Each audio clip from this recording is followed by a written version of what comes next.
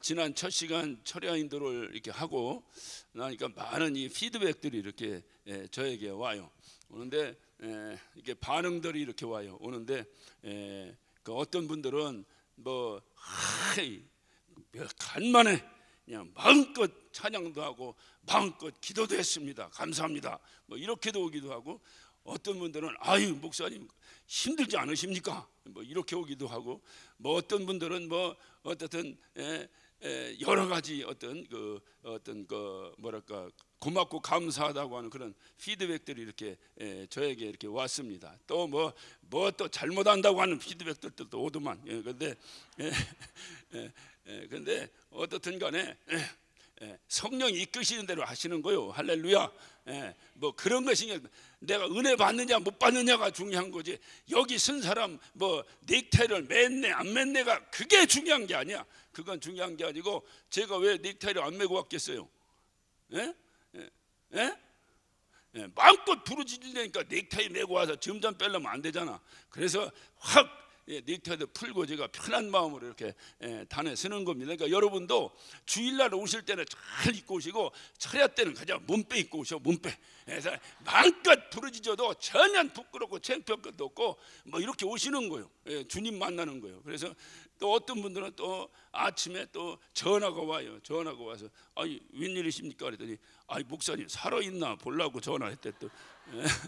근데 아직은 괜찮습니다. 그러니까 저는 뭐 그런 것이 다 이제 사랑이라고 생각하고 관심이라고 생각해서 아주 감사하고 고맙긴 한데, 어떻든 그렇게 그냥 목사가 여기서 막 소리 지르고 하는 것이 안쓰러워 보이고 또 이렇게 좀 어려워 보이시거든. 여러분이 막 큰 소리로 찬양하는 거예요. 아까 우리 찬양 인도자가 충만하게 찬양 인도하다가 마지막에 여러분 목소리로만 할 때 여러분 목소리를 어떻게 생각하셨습니까? 그러면 안 된다 그 말이에요. 여러분 막 목소리가 이게 천장을 들었다 놨다 해야지. 그래서 제가 이제까지 신앙생활을 하면서 깨달은 것은 가장 찬양도 큰 소리로 하고 기도도 큰 소리로 하고 막 박수치며 하기도 하고, 이렇게 신앙생활 할 때가 그래도 가장 충만하더라고요. 제가 볼 때. 그러니까 여러분도 그냥 찬양할 때 막 큰 소리도 하고 이렇게 해서 막 기도할 때 여러분이 막 그렇게 협조를 해주시면, 그러면 제가 아무래도 조금 이렇게 톤 다운을 해가지고 이렇게 목소리를 좀 적게 해서 이렇게 조금 덜 힘들게 인도할 수 있겠죠. 여러분 생각할 때 제가 왜 여기서 아글아글 쓸까요? 간단하게 얘기해요. 뭐 길게 얘기해서 악을 쓰는 이유는 안 하니까 내가 하는 거요.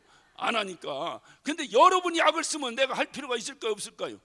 없잖아요. 그러면 내가 좀 조금 편하게 이렇게 인도할 수 있잖아요. 그러니까 여러분이 막 악을 써가면서 막 이렇게 하시는 겁니다. 그래서 제가 말씀드렸지만 이런 철야 시간에는 뭡니까? 여러분이 마음껏 기도하고 싶은 만큼 다 기도 분량을 다 하기가 어려워요. 뭐 그러려면 뭐 제가 말씀드렸잖아요. 새벽 늦게까지 하자니까 난 괜찮아요. 하자니까 여러분이 문제지 전 괜찮아요. 그런데 문제는 그래 할 수 없으니, 여긴 철야 시간이 무슨 시간이라고 그랬어요? 주요 충전하는 시간이라고 그랬잖아요. 그러니까 여기서 팍 충전을 받아가지고 여러분이 막 각각 현장에서 막 부르짖고 기도하고 여러분이 하나님과 깊은 교제를 갖는 겁니다. 할렐루야. 그러니까 그냥 이 시간에는 막 충전한다 생각하시고 여러분이 어떤 참석하셔서 충만한 시간 될 수 있도록 그렇게 해주시길 바랍니다. 할렐루야. 그리고 오늘은 뭐 특별 스페셜 기도 제목이 두 가지가 있어요. 저에게 이렇게 보내주신 분들의 기도 중에 두 가지가 있어요. 근데 하나는, 그러니까 여러분 식당 같은 데 가도 보면 오늘의 스페셜 메뉴 뭐 이렇게 나오잖아요. 뭐 셰프의 추천 메뉴 뭐 나오잖아. 오늘은 설교자의 추천 기도 제목 두 가지가 있어요. 하나는 어떤 권사님이 저에게 메일을 보내왔어요. 목사님 아기 낳게 기도해 주세요. 난 깜짝 놀라서 이 권사님이 사랑가?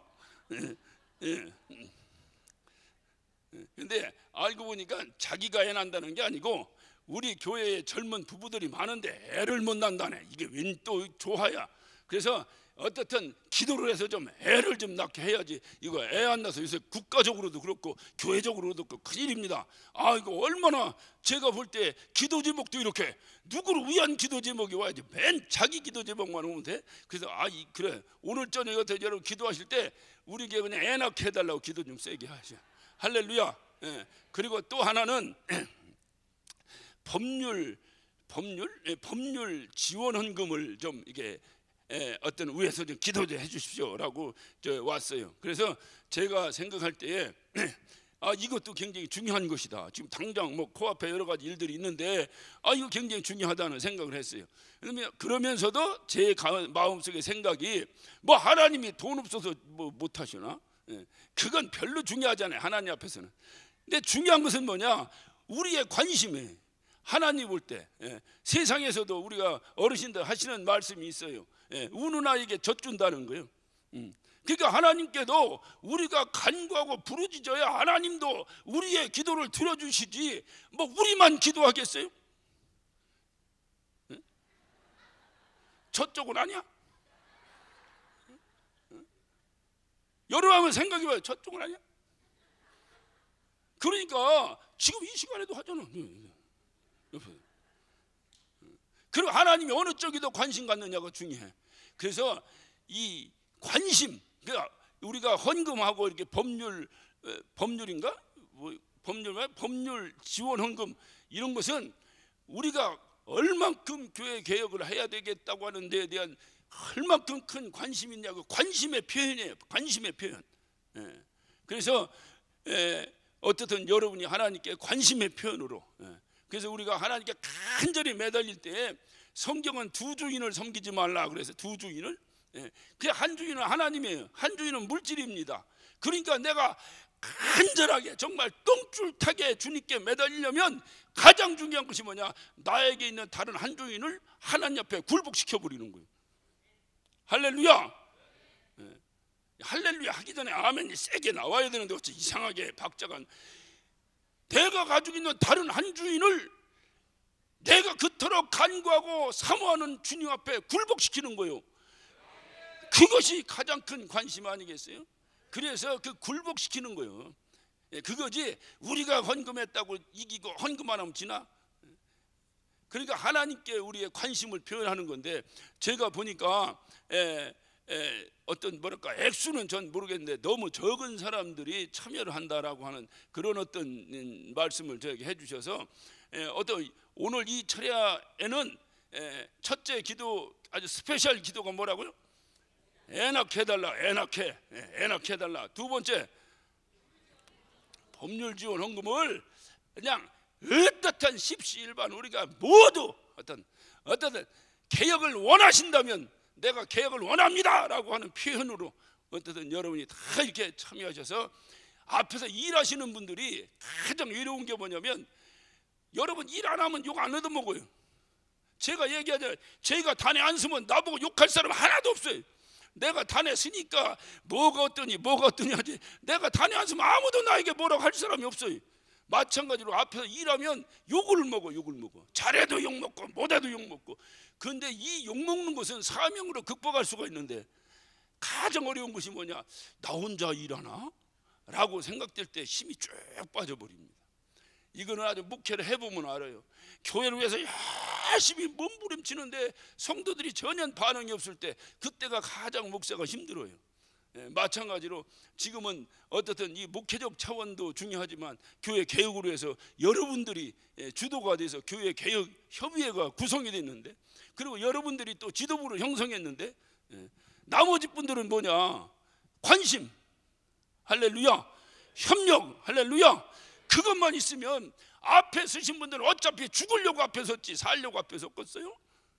그러니까 죽기 살기로 하는 거예요. 근데 여러분이 뒤에서 그냥 막 밀어주세요. 그래 우리 예전에 어렸을 때부터 초등학교 졸업할 때부터 불렀던 노래가 있잖아요. 앞에서 끌어주고 뒤에서 밀며 할렐루야. 이래야 한 박자가 돼서 나가지 앞에다 팍팍거리고 끼려면 나중에는 탈진해서 쓰러져 버려요. 그때를 또 기다려. 그 여러분들 이거를 굉장히 중요시 생각하셔야 돼요. 그래서 어떤 여러분이 나는 그래서 그분이 법률 뭐 이거를 기도 부탁을 하셨는데 제가 생각하니까 아주 절절하더라고. 야, 그래 그럼 그분만 지금 꼭 개혁에 그렇게 절절한가? 여러분은 아닌가 생각할 때 만나보면 뭐 진짜 입에 거품 물도록 우리 교회 개혁한다고 다 그래. 그러니까 여러분 더 적극적으로 참여하셔서 어떻든 우리가 서로 힘이 좀 될 수 있도록 그렇게 해주시기를 바랍니다. 할렐루야. 그러니까 오늘 스페셜 기도는 두 가지. 하나는 그냥 애기 좀 낳게 해달라고, 애기 좀 낳게 해달라고. 그다음 또 하나는 뭐요? 우리 법률 지원 헌금이 돼서 어떻든 이 세상에 살면서도 그렇잖아요. 어쨌든 뭐가 부족해서 뭐가 좀 안타까움이 있다면 그것만큼 안타까움이 어디 있겠습니까? 여러분이 우리는 뭐 어쨌든 다 하나다. 뭐 말로만 한 팀이다. 그것이 아니라 행동도 한 팀이다. 할렐루야. 그래서 꼭 승리할 수 있도록 그렇게 협력을 해 주시기를 바랍니다. 할렐루야. 하나님 말씀 보십시다. 하나님 말씀 5장, 하나님의 에베소 5장 15절부터 18절 우리 다 같이 큰 음성으로 합독하십니다.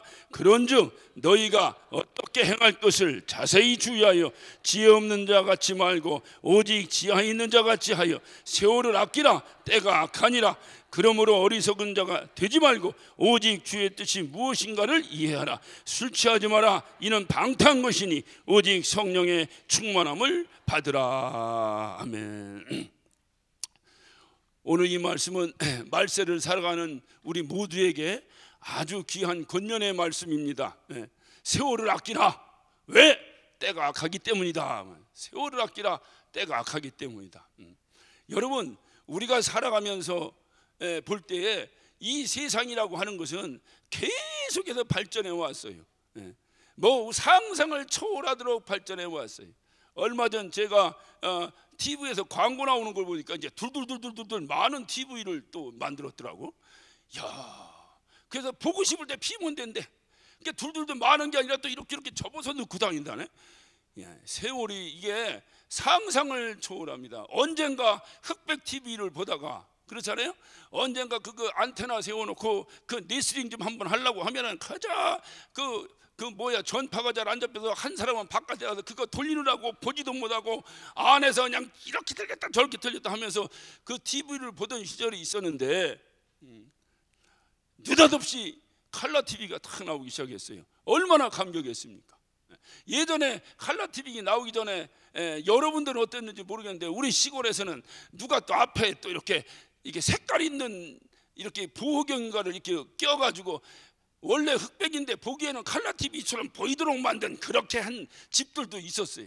근데 진짜 칼라 TV가 딱 나오니까 얼마나 참 신기하고 얼마나 우리가 정말 감격하고 야 세상이 이렇구나. 근데 지금은 벽걸이에서 이제 아니라 이제는 접어갖고 주머니에 넣고 다니는 TV, 필요 없으면 접어서 내려놓고 필요하면 휙 피고 보는 TV가 만들어졌다는 거예요. 그것뿐입니까? 이제 무인 자동차가 다니는 거예요. 운전수가 필요 없어. 임정만 해놓으면 지가 간다는 거예요. 이런 시대를 우리가 살아갑니다. 이거를 우리가 4차 산업시대다. 인공지능 시대를 살아가. 이제 우리의 지능이 아니라 인공지능 시대를 살아가는, 지능조차도 인공으로 만들어서 살아가는 이 시대를 살아가고 있어요. 그러니까 세월은 점점 좋아지고 있어요. 우리 딸이 얼마 전에, 작은 딸이 얼마 전에 미국에서 왔다 갔어요. 왔다 갔는데 딱 도착하자마자 아빠 그래요. 왜? 그러니까 수첩을 딱 꺼내요. 그런데 보니까 자기가 이곳에서 일주일 있는 동안에 해야 될 일, 먹어야 될 것, 가봐야 될 것, 이걸 쫙 적어 갖고 왔더라고.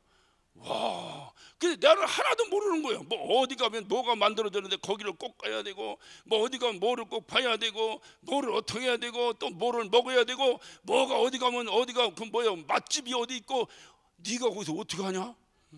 그랬더니 자기들끼리 보는 무슨 인터넷 사이트가 있대. 거기만 들어가면 싹 나온다는 거예요. 그것이.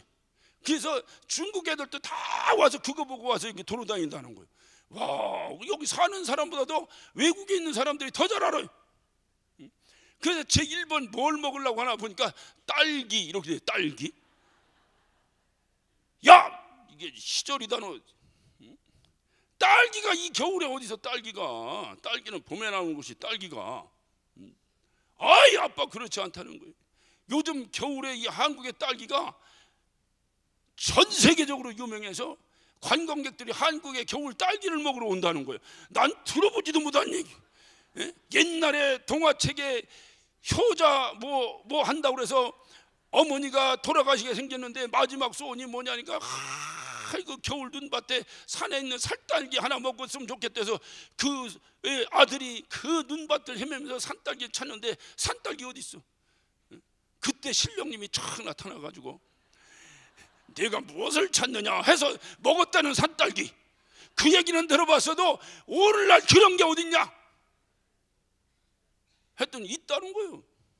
부득부득하게. 그러더니 저녁 때 나갔다 들어오더니 요만한 거 한 팩을 사왔어요. 아빠 나한테 이제 보여준다고. 와, 그런데 설탕이야. 얼마나 맛있는지 몰라. 왜 제철에 나온 딸기면 약간 시큼하기도 하고 좀 이런데 이건 그렇잖아요. 얼마나 스윗하고 그냥 넣기만 하면 조르르조르. 야, 진짜 외국에서 와서 이 딸기 먹으러 얼마나 하겠다. 응? 시대가 이런 시대를 살아간다 그 말이에요. 봄철 딸기 무슨 뭐 여름철 과일 필요 없어. 이제는 제철이 없어. 언제든지 먹고 싶으면 먹을 수 있는 이런 시대가 되었. 가전제품은 얼마나 발전했습니까? 아까도 말했어요. 그런 TV뿐만입니까? 밥솥이 어쩌고 말하는 밥솥. 옛날에 누가 그 탈북하신 분이 나와서 뭔 얘기하는데 깜짝 놀랐다고. 밥을 하는데 밥솥이 짓거려 가지고 대답해 주다가 밥 뭐 어떻게 했다고. 밥솥이 말을 해. 밥솥이. 난 그건 성경이 응한다고 생각합니다. 너희들이 안 떠들이니까 밥솥 보고 떠들게 하리라. 밥솥이. 그러니까 이런 시대를 사니까 밥 못하는 게 없어요. 그냥 해서 넣고 물 붓고 닫아 놓으면 알아서 자기가 밥솥이 밥을 해. 옛날에 우리 어머니처럼 가마솥에다 그 솔까지 집어넣고 불어가며 밥하던 그런 시절이 아니잖아요. 저는 결혼하고 제가 가사 일을 잘 못하는 사람이라 우리 집사람을 도와줄 수 있는 중에 하나가 뭘까 하고 생각했어요. 그 중에 하나가 옷을 자주 벗지 말자. 왜냐면 자주 벗으면 우리 집사람 빨래해야 되니까 힘드니까 와이셔츠도 그냥 굳이 땀으로 막 집회하고 나서 번복이 되지 않을걸랑 그 다음날 또 입자. 얼마나 혼났는지 몰라요. 뒤지게 혼났어요. 뒤지게 혼났어요. 왜냐? 어차피 손빨래 하는 게 아니고 세탁기에 들어가니까 오래 입으면 세탁기에서 꺼내서 또 손으로 또 빨아야 된다는 거예요. 또 빨아야 돼. 그러니까 그게 돕는 게 아니고 거저 벗어 놓는 게 돕는 거라는 거예요. 세탁기가 알아서 빠니까. 그러니까 시대가 이렇게 좋아졌어요. 예전에 여러분 한번 생각해 보세요. 나는 우리 어머니를 가만히 생각하면 옛날 우리 시골에 이렇게 살다 보면 이게 문이 이렇게 미닫이 문입니다. 이렇게 좀 이제 오래 지나면 틀이 좀 이렇게 비틀어져 가지고 꼭 밑을 팡 차야 열리는 문 있잖아요. 그런 이게 미닫이 문입니다. 그런데 여기에 꼭 눈높이만한 데다가 창호질 쭉 바르고 거기를 뚫어서 유리 조각 하나 주워다가 붙여놓고 딱 이게 그 뭡니까 창호지를 붙입니다. 그게 뭐냐면 오늘날 그 비디오폰의 효시요. 그러니까 우리 아버니까 이렇게 뭐 땡그랑하고 이렇게 이제 뭐 이게 방울이 울리잖아요. 문 열면. 그럼 우리 어머니 거기다가 누구요? 이렇게 보더라고. 밤에 잘 때 다른 거 없어. 그냥 문고리가 딱 걸으면 문 닫아서 끝. 조금 뭐 한 짓 같으면 철사 이렇게 달팽이 좀 구부린 것 갖다가 들들들 꽂아놓으면 끝. 우리 어머니 조금 찬찬하셔가지고 거기다가 그래도 뭐 해가지고 숟가락 하나 탁 꽂아놓습니다. 그래도 안심하고 팍 깊은 숙면에 접어들 수 있었는데 여러분 오늘날 여러분 집 키가 어떻게 생겼는지 여러분 스스로 아시죠? 번호를 누르지 않으면 열리질 않아. 그것뿐이 아니야. 그것도 혹시 잊어먹을까 어디로 갈까 지문으로 이렇게 해갖고 하고 그것도 아니야. 어디 갈까 홍채 눈동자에 뭐가 있대. 난 뭐 과학적인 건 잘 모르겠어요. 눈동자에 뭐가 있대. 그래서 눈동자를 갖다 들이대면 문이 열린다네. 그러니까 예전 동화책에서 봤던 열려라 참깨는 이미 오래전 얘기야. 그건 엘리베이터에서 벌써 옛날에 했잖아. 엘리베이터 쓰면 지가 열리잖아. 열려라 참깨 촥 열리잖아. 시대가 점점 좋아졌어요. 그런데 우리 어르신들이 항상 하시는 말씀이 있어요. 야, 옛날에 좋았다. 옛날에 좋았다. 왜 이렇게 세상이 악해지냐. 옛날이 좋았다. 옛날에. 이건 무슨 얘기냐.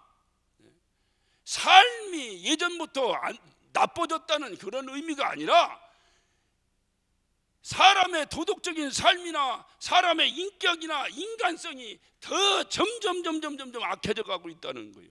왜 사람의 인간성이나 인격이 이렇게 악해져 갈까요? 상상을 초월할 정도로 악해져 갑니다. 아들이 아버지를 죽여버리고, 심지어는 아버지가 아들을 죽이는 세상이 오지 말라는 법이 어디 있겠느냐 그 말이에요. 왜 이런 세월이 올까? 이것은 영적인 타락이 육적인 타락으로 직결되기 때문에 그래요. 심지어는 이제 교회가 세상을 정화시키기 위해서,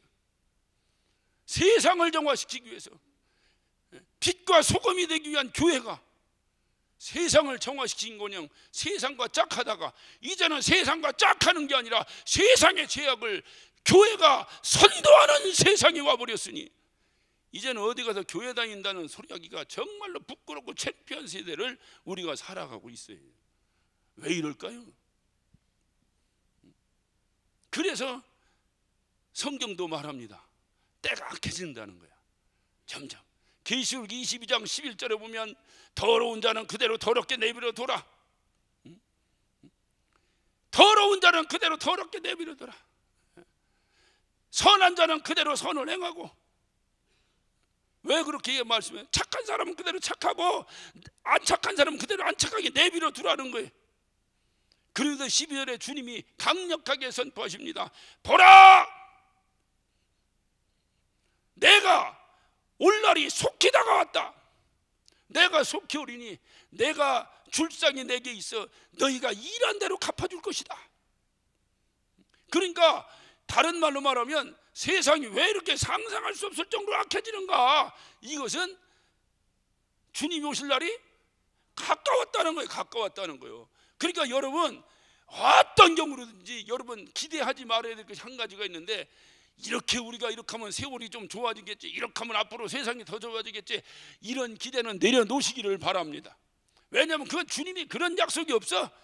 점점 주님 때 가까울수록 악한 사람은 악하게, 선한 사람은 선하게. 왜? 그래야 주님도 헷갈리지 않고 구별할 거 아니오. 지금 이런 시대. 그래서 주님은 선한 자에게, 다시 말하면 선하다고 하니까 무슨 도덕적으로 이런 것을 폐일원하고 주님이 말씀한 주 안에 있는 자들에게, 하나님의 자녀들에게, 하늘나라를 소망하고 있는 자들에게 주님이 오늘 권면의 말씀을 하신 거예요. 세월을 아끼라. 세월을 아끼라는 거예요. 세월을 아끼라. 때가 악하니라. 왜 세월을 아끼라고요? 때가 악하기 때문에 아끼라는 거예요. 때가 악하니까. 그래서 이 세대 가장 지혜로웠다고는 솔로몬 왕도 그가 뭐라고 전도서에 계속 읊조리는 게 뭡니까? 해 아래 새 것이 없고 해 아래 어떤 선한 것이 없다. 아무것도 없다. 다 허망하고. 그렇기 때문에 솔로몬 왕이 결론을 내린 게 뭡니까? 그러기 때문에 젊었을 때에 창조자 하나님을 기억하라 그 말이에요. 그러니까 이 말을 다른 말로 말하면 뭡니까? 창조자 하나님을 기억하고 사는 삶만이 어떻다는 거예요? 귀하고 복된 삶이다 하는 거지. 그것이 이 세상을 가장 지혜롭게 살았던 솔로몬 왕의 유언과 같은 고백입니다. 그러니까 우리가 이 시간에 철회 안 나와도 시간은 갑니다. 철야 시간이 3시간인데 여러분 철야 안 나와도 3시간 가요 안 가요? 갑니다. 그럼 오면 갑니까 안 갑니까? 와도 가요. 안 와도 가요. 그런데 귀한 삶이 뭐냐? 주와 함께 있는 것이라는 거예요. 그래서 우리는 이 저녁에도 이 철에 나와서 또 이렇게 앉아 있는 거예요. 저도 여러분 앞에 마이크를 들고 서 있는 것이고, 이것이 바로 주님 앞에서 가장 복된 삶이다. 그러므로 주님께서 말씀하시는 거예요. 세월을 아껴라. 세월을 아껴야 된다. 아껴라. 이게 헬라어 원문에는 엑사에 고라죠. 다시 말하면 속량하다, 매입하다, 돈이라도 있으면 돈 주고라도 세월을 살아, 그 뜻입니다. 그러니까 세월을 아끼라 하니까 가만히 들리는데 그게 아니라 이 원문의 뜻은 야, 돈 주고라도 살 수 있으면 세월을 사라는 거예요. 그러니 누가 그거를 세월을 허비하며 살아가겠어요? 해 아래나 있는 것은 모든 것이 다 헛되고 헛되며 헛되고 헛되니 모든 것이 헛된 것이다. 그러니 젊을 때부터 창조자 하나님을 기억하고 살아야 될 것이다. 그분을 기억하고 사는 것만이 헛된 삶이 아니다. 우리가 세월이 지나가는 거예요. 이렇게 지나갑니다, 세월이. 그러니까 이거를 사라는 거예요, 살아. 그런데 여러분 이렇게 생각하면 감정적으로는 이해가 됩니다. 세월을 돈이라도 있으면 세월을 살아. 이게 뭔 얘기인지 감정적으로는 이해되는데 실질적으로 돈 주고 세월 살 수 있습니까? 어떤 광고 카페도 그러잖아요. 침대는 뭐라고? 뭐 침대는 과학이요 또. 이게 봐도 똑같이 봐도 이렇게.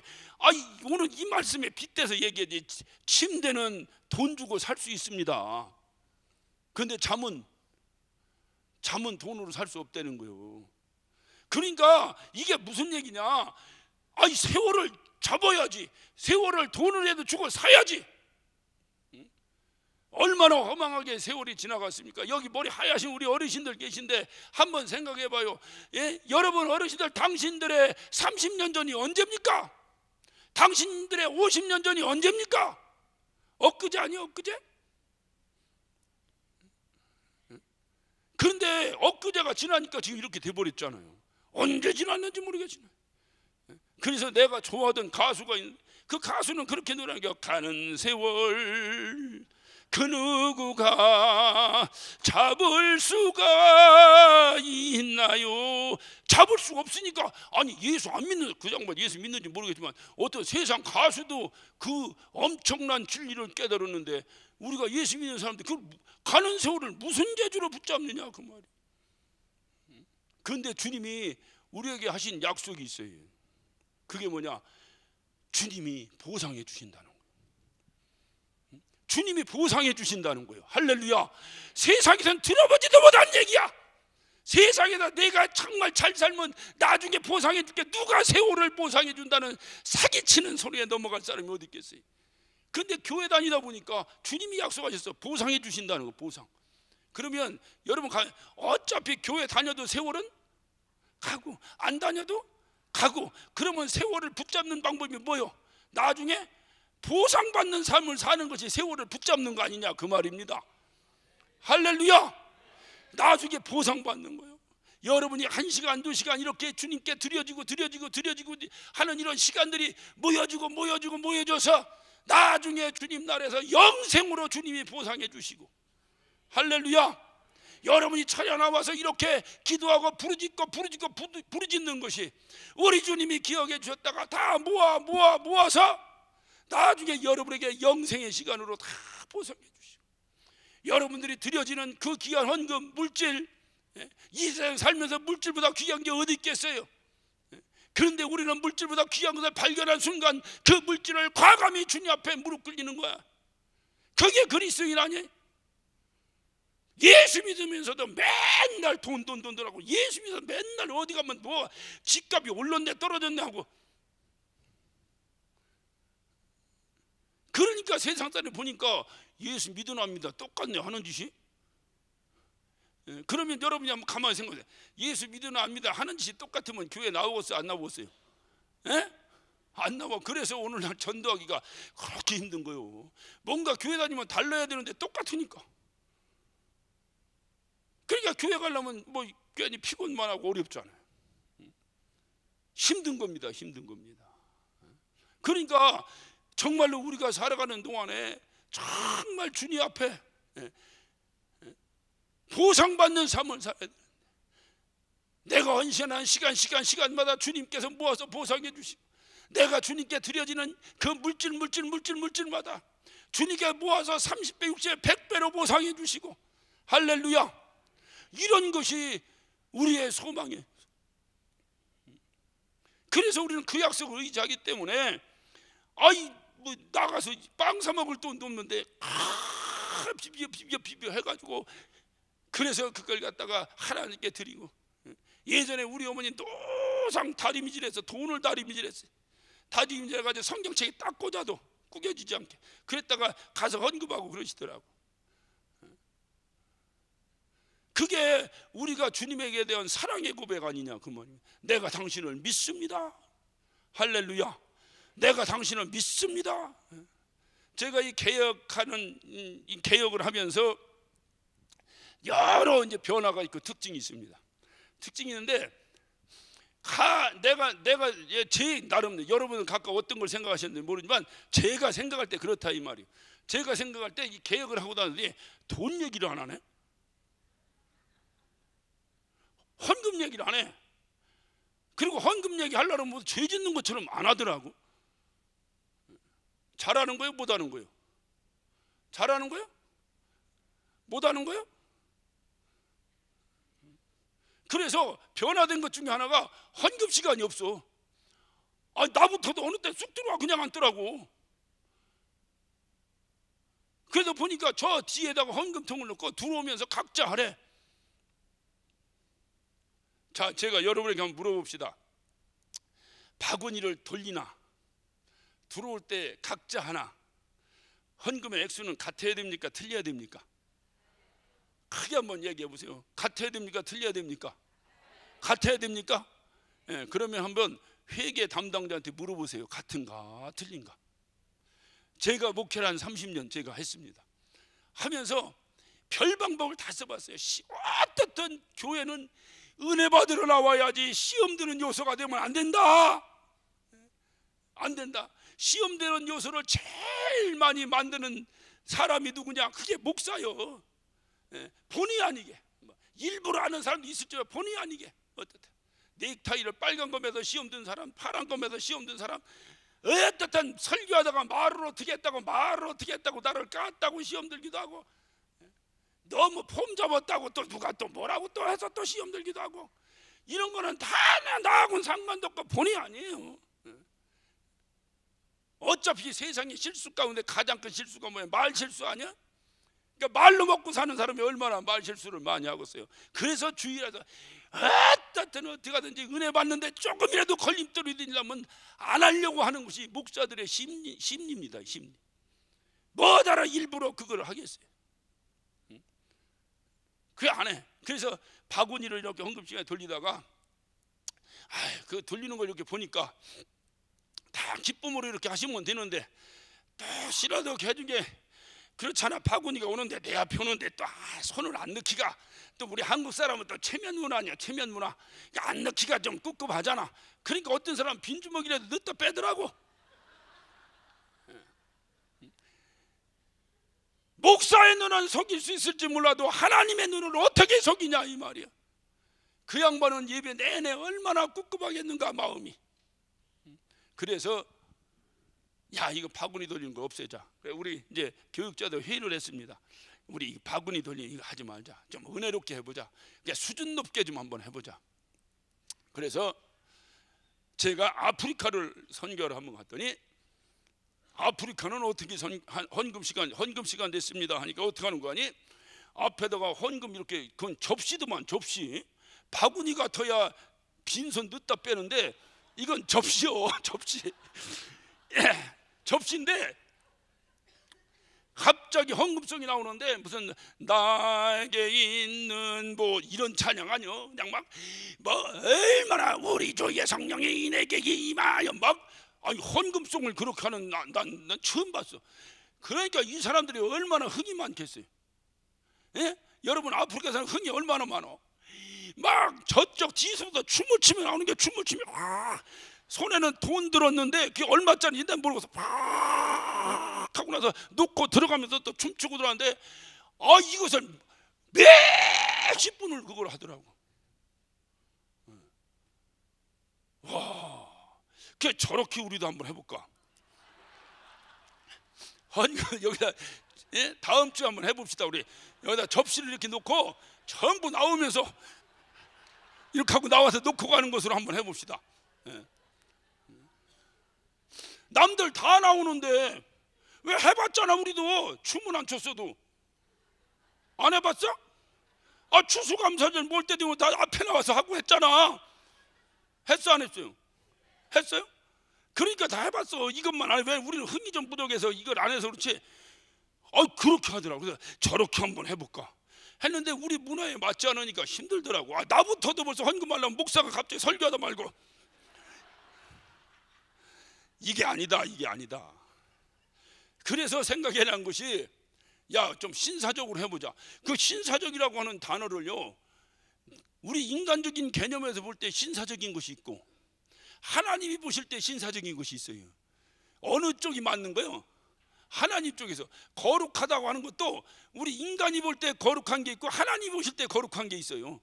인간이 볼 때 거룩한 것은 할렐루야 이러면 거룩한데 하나님이 보실 때 달라. 그러니까 이거 뭐냐? 그러나 어떻든 간에 부담 없이 한번 해보자. 마음껏 와서 그런 거 하지 말고 부담되는 얘기는 하지 말고 마음껏 와가지고 그냥 그저 은혜만 받고 가게 해보자. 그렇게 해가지고 이제 교육적이 딱 하고 여기처럼 우리 헌금 시간 없습니다. 들어오실 때 하시고 나가시면 됩니다. 여러분 생각하세요. 설교 전에 헌금 시간 있을 때가 헌금이 많이 나올까? 설교 이후에 헌금 시간 되면 헌금이 많이 나올까? 한번 그런 거 연구 안 해봤지? 목사가 연구하는 거예요. 이걸 어떻게 해야 되나? 그런데 은혜로 생각하면 설교에서 은혜 받으면 아무래도 안 하려고 해도 하겠지. 그런데 그렇게 하는 것보다도 딱 나갈 때 그냥 목사에게서 받은 바 그 설교를 통해서 받은 바 은혜의 뜨거움을 가지고 확 나가면서 막 인사하고 나가는 것이 훨씬 더 아름다운 모습이 되겠더라고. 어느 교회 가면 설교해서 은혜를 다 끼치고선 광고하지 뭐하지 뒷순서를 한 30분 하다가 뭔 설교를 들었는지도 모르고 나가. 그래서 거기서 설교 끝나면 축도하고 끝내는 거다. 그래서 앞에 하는 거예요. 그러다 그것도 좀 그렇다. 그래서 우리 여기 지금 교계에서 하듯이 뒤다가 이렇게 헌금 이제 함을 놓고 들어오면서 늘 하고 그랬어요. 첫날 딱 헌금 그 재정위원장이 오셔서 하시는 말씀이 목사님 다음 주에는 바꿔야겠어요. 그래. 그래서 왜요? 그랬더니 반도 안 나왔어요 헌금이. 저는 그 순간에 반도 안 나온 것이 서글픈 것이 아니라 어차피 그거 나와도 내 거 아니잖아. 그냥 목사야 굶어 죽지 않고 살면 되지. 없으면 없는 대로 있으면 있는 대로 목회하면 되지. 그거 여러 억만금 들어왔다고 내가 다 가져? 소용없어. 목사는 한계가 있는 거예요. 목사는. 그러니까 그거 뭐 별로 신경 쓸 건 없는데 제 마음 가운데 이게 이렇게 하니까 반이 나오네. 그 반 나왔다는 것이 문제가 아니라 그러면 바구니 돌릴 때 반은 가증스럽게 했다는 얘기 아니야? 그 생각 안 들어요? 여러분 바구니 돌릴 때 100이 나왔는데 바구니 안 돌리니까 50이 나왔다면 바구니 돌릴 때 50은 가짜 아니야? 하나님과 전혀 상관없는 거 아니야? 인간 최면 때문에 한 거 아닙니까? 딜레마에 딱 빠졌습니다. 그래도 바구니 이렇게 해서 돌려야 되는가? 아니면 그래도 하나님께 은혜 받은 대로 가지 뜨지 않게 거지 뜨지 않게 헌금하게 그대로 이렇게 놔두는 게 좋은가? 그래서 계속 그냥 놔뒀어요. 계속 놔뒀어요. 문제는 뭐냐면 나중에 성도들이 뭐라고 하더라고요. 목사님 헌금 시간을 가집시다. 왜 그러니까 자기도 잊어먹고 그냥 들어온다는 거예요. 자기도 잊어먹고 그냥 들어온다는 거예요. 아이 그러면 나갈 때도 그럼 되지. 그래 안 그래요? 여기도 잊어먹고 그냥 들어오신 분이 있을 것 같아 얘기하는 게 이따 나갈 때 넣으라고. 아이 은혜 받으러 때 헌금 얘기하나 또. 그래도 은혜로운 시간에 해야지 시험 안 들지. 나중에 재정 담당한 분이 성질 내면서 헌금 좀 해요 이러면 누가 무슨 얘기인지 알아들으셨어요? 그러니까 이렇게 뒤에 헌금막 났을 때나 바구니 들일 때나 액수가 같아야지. 뭐 일전까지 똑같이 이런 건 뭐 그건 뭐 이치적으로 있을 수 없는 일이지만 그래도 대충 그래도 어느 정도 이렇게 맞아야 아 우리가 자유롭게 이렇게 하는 것도 하나님께 기쁨을 하는구나 이게 되지. 이게 되지. 왜 이 말씀을 드리느냐? 여러분이 보상에 대한 믿음을 분명히 갖는다면 하늘나라에 가서 하나님께 나에게 그렇게 보상해 주실 것이라는 믿음을 분명히 갖는다면 여러분이 드려지는 것이 하늘에 쌓여 하나님께서 나를 만날 때 보상해 주신다고 하는 믿음이 분명히 있다면 여러분 헌금이 돈 자랑하는 거 아닙니다. 나 하기 싫은데 저 사람 하니까 나도 그거는요 교회의 살림에는 분명히 도움됩니다. 그러니까 그렇게 해도 해. 하나님과 상관없더라도 그렇게 해도 좀 하셔. 할렐루야. 그냥 교계 살림에 도움은 되게. 뭐 하나님은 상관없어. 그는 하나님 앞에 하나님 감사합니다. 하나님 나를 확장하는데 제가 이렇게 일이기라도 담당했으면 좋겠습니다. 할렐루야. 세상의 사람들 중에서 어떤 사람들은 세상에 무슨 뭐를 한답시고 기부도 하고 뭐도 하는데 그게 이게 그러니까 헌금이라는 거 굉장히 예민해요. 굉장히 예민합니다. 그런데 하늘나라의 보상을 생각하는 거 우리가 없으면 말고 있으면 하고 감사하면 하고 감사하지 않으면 하지 말고 그러나 진솔하게 바구니 들려 내 앞에 오니까 할 수 없이 듣고 없으면 안 하고 이게 아니라 누구나 다 진실하게 할렐루야. 그러면 하나님께서 그것을 모아서 보상해 주신다. 이런 것이 세월을 아끼는 거예요. 봉사하고 헌신하는 것도 똑같습니다. 누가 헌신이 뭐냐고 그래. 헌신이 뭐냐고. 어느 게 헌신 예배하는데 저보고 설교를 해달라고 초청이 왔어요. 그래 가서 헌신 예배 설교하니까 헌신이 뭔가 맨날 배운 게 헌신이 뭐냐 돈 얼마 매독 어디 매독내 이것만 들었는데 아니 나가니까 다른 교회는 그렇게 안 하는데 그 가서 내가 뭐라고 해야 되나. 그때 저에게 하나님 지혜를 다 주시더라고. 헌신 반대가 뭐요? 헌신 반대가 뭐요? 새신요. 거기다 자자만 붙이면 돼요. 새신자가 성장해서 뭐가 되는 거예요? 헌신자가 되는 거예요. 그게 헌신이요. 그게 신앙생활은 뭐냐면 내가 헌신자가 되어 가는 거예요. 헌신은 뭐냐? 드릴 헌자 몸신자 내 몸을 하나님께 드리는 거예요. 이 말을 그냥 오늘날 흔히 젊은이들이 무시하는 아재 개그로 말하면 새신이 닳고 달아 헌신이 될 때까지 봉사하는 것이 헌신자예요. 너무 깊어서 은혜가 안 되는 모양이구만. 새신을 신고 뛰어보자 팔짝 하고 뛰어다니는 게 열심히 다녔던 그 사람의 신발이 주님이 그토록 아름답게 보셨던 저 아름다운 발이요. 그 아름다운 발의 역할을 감당하다가 다 낡아졌어요. 신발이. 그래서 헌신이 돼버렸어요. 그 헌신을 신고 다니는 사람이 헌신자예요. 그렇게 헌신이 되도록 봉사하고 헌신하면 주님이 약속하셨잖아요. 내게 줄상이 내게 있다. 너에게 줄상이 내게 있다 그 말이요. 그래서 내가 와서 너의 일한 것을 다 일일이 계수해서 일한 대로 갚아주겠다. 그것도 다른 데 있는 것도 아니고 성경의 맨 마지막 계시록 그것도 맨 마지막 장 22절에 주님의 마지막 고백과 같이 기록되어 있는 거예요. 그거 바라보고 우리가 하는 거예요. 내 인격이 훌륭해가지고 뭘 하고 내 인격이 아니라 주님께서 말씀하신다. 때가 악할수록 세월을 아껴라. 할렐루야. 세월을 아껴라. 이 세월을 아끼는 방법이 뭐냐? 보상받는 방법인데 그 보상받는 삶이 뭐냐? 새신이 헌신되도록 주를 위해 살아가는 것이다, 그 말입니다. 그래서 로마서의 사도 바울은 이렇게 고백합니다. 부지런하여 게으르지 말고 열심을 품고 주를 섬겨라. 주를 섬기면 주님께서 말씀하십니다. 내가 이후에 보상해 주겠다. 그게 세월을 아끼는 거예요. 주님이 얼마나 정확하신 분입니까?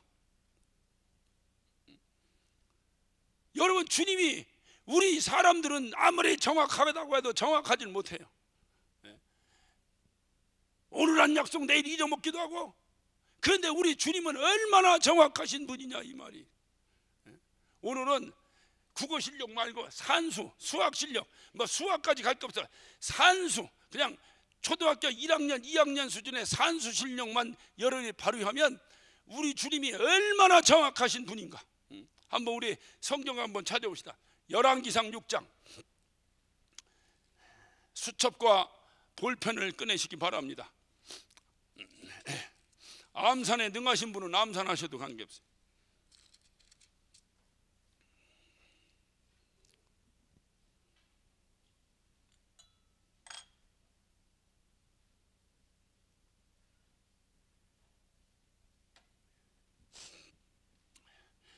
열왕기상 6장 1절. 자, 다 시작. 이스라엘 자손이 애굽 땅에서 나온 지 480년이요 솔로몬이 이스라엘 왕이 된 지 4년 15월 곧 2월에 솔로몬이 여호와를 위하여 전 건축하기를 시작하였더라. 자, 이 말씀을 잘 보면 이스라엘 자손이 애굽에서 탈출해 나온 그때부터, 그러니까 출애굽한 그때부터 솔로몬이 왕이 되어 4년째 되던 해에 뭐가 건축됐다고요? 성전 건축을 시작했다. 성전 건축을 시작했다. 그러면 다시 말하면 그 기간이 얼마라고? 출애굽에서 성전 건축할 그 시간까지 몇 년 걸렸다고요? 480년 걸렸다. 그래서 480년. 자, 사도행전 13장.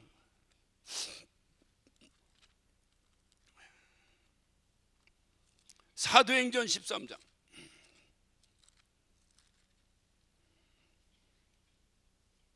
17절부터 한번 보겠습니다. 사도 바울이 제1차 전도행을 가서 설교한 장면입니다. 자, 17절부터 이 이스라엘 백성의 하나님이 우리 조상들을 택하시고 애굽 땅에서 나그네 된 그 백성들을 높여 큰 권능으로 인도해서 내사 광야에서 몇 년? 40. 자, 아까 뭐라 했어요? 애굽에서 나와서부터 480년이요. 그거를 이 사도 바울은 쪼개서 지금 설교 중에 지금 말씀하고 있는 겁니다. 자, 애굽에서 탈출해 나와서 광야에서 몇 년? 40년. 40년간 저희의 소행을 참으시고 19절 가나안 땅 7족속을 멸하사 그 땅을 기업으로 주시고 가로하고 약 450년간 그 후에 선지자 사무엘까지 사사를 주셨더니, 여기서는 조금 또 이게 산수 시간이지만 국어 실력을 조금 발동할 필요가 있어요. 오늘 여기서 보면 문맥상으로 그냥 이렇게 읽으면 무슨 얘기냐면 광야에서 40년 동안 하시고 19절에 가나안 땅에 7족속을 멸하사 그 땅을 기업으로 몇 년 동안 주셨다는 거예요.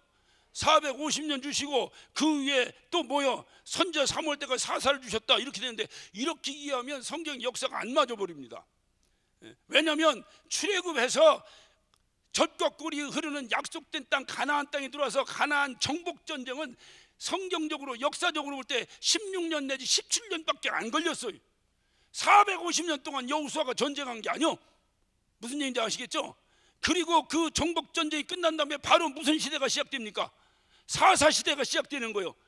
그러니까 오늘 이 문맥대로 그냥 단순하게 보면 가나안 땅에 들어가서 몇 년 동안 땅을 주셨어? 50년 동안 주시고 그 후에 사사기가 시작된 것처럼 기록되어 있는데 이건 그게 아니고 왜 가로로 이렇게 했는가? 이게 문맥상 문제가 있다. 그래서 이렇게 잘 이해가 안 될 때는 나보다 훨씬 훌륭하신 분들이 설교한 설교집이나 아니면 주석이나 성경 강해집이나 또 여러 가지 사전들을 찾아봐야 돼. 예, 그래서 내가 이걸 찾아보니까 이거는 다시 말하면 가로하고 넣은 것은 그걸 영어 성경에는 뭡니까? 여기 몇 절이죠? 19절이죠. 예, 19절에 가로하고 450년 돼 있죠. 영어 성경에는 가로가 20절에 돼 있습니다. 영어 성경. 그러니까 이것을 전체적으로 왔다 갔다 하는데 다시 말하면 애굽에서 나와서 광야에서 몇 년? 40년. 그리고 정복 여리고 땅을 들어와서 가나안 땅을 정복하면서 정복하고 사사를 주고 이렇게 해서 사사까지가 약 450년 걸렸다 그 말이에요. 무슨 얘기인지 아시겠죠? 예, 사사까지 사사 기간까지가 450년이 걸렸다 이 말이에요. 예, 그리고 그 다음에 다 봐요. 자, 그 다음에 21절. 그 후에 저희가 왕을 구하거늘 하나님이 베냐민 지파 사람 기스의 아들 사울을 몇 년간? 40년간 주셨어요. 자, 22절. 패하시고 다윗을 왕으로 세우셨어요. 다윗은 몇 년간 했습니까? 예, 사무엘하 5장 4절에 보면 다윗도 40년 동안 했다는 거예요. 40년 했어요. 그리고 그 다음에 왕이 누구요? 예? 솔로몬이요. 그런데 솔로몬이 왕을 시작하고 나서 몇 년 만에 솔로몬 성전 건축했어요? 4년. 그러니까 4년째 되던 해에 성전을 건축했으니 몇 년 지난 거예요? 아, 여기서 또 실력이 좀 차이가 나는구나. 자, 4년이 지났으면, 아니 4년 후 내가 서울에 온 지 4년 되었다. 그러면 몇 년 지난 거예요? 에? 내가 서울에 온 지 4년째 되었다. 그러면 몇 년 지난 거예요? 에? 4년 지난 거예요? 에? 3년 지난 거지. 1년, 2년, 3년, 4년째지.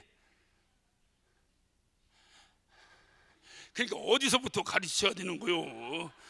예? 그러니까 교회에서 국어 시간을 둬야 된다니까요. 예? 어떻든 지금은 착각해서 그랬더라도 뭔 얘기인지 알아들으셨지? 예? 그러니까 솔로몬이 3년 지난 거예요.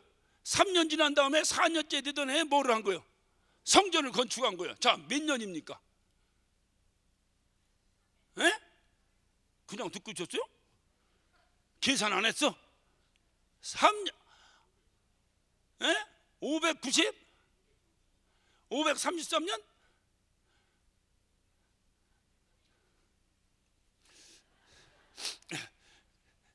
국어 실력만 문제인 줄 알았더니